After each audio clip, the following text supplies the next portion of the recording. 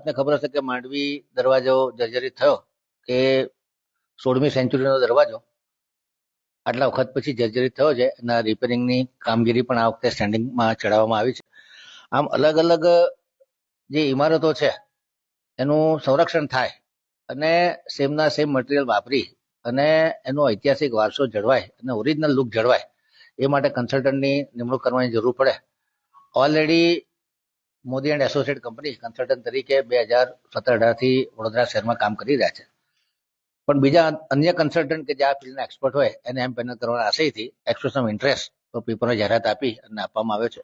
વડોદરા કોર્પોરેશનની હદમાં લગભગ 40થી વધુ ઇમારતો આવેલી છે અને દરેક ઇમારતમાં માનો કે હીરકબાગ છે કે ઇન્દુમતી મહેલ છે, પ્રતાપવિલાસ પેલેસ છે, મહારાણી ગર્લ્સ સ્કૂલ છે, મ્યુઝિક કોલેજ છે, સૂર્યનારાયણ ટેમ્પલ છે, બરોડા મ્યુઝિયમ છે, નજરબાગ પેલેસ તો જર્જરિત થઈ ગયો, બેન્ડ સ્ટેન્ડ છે.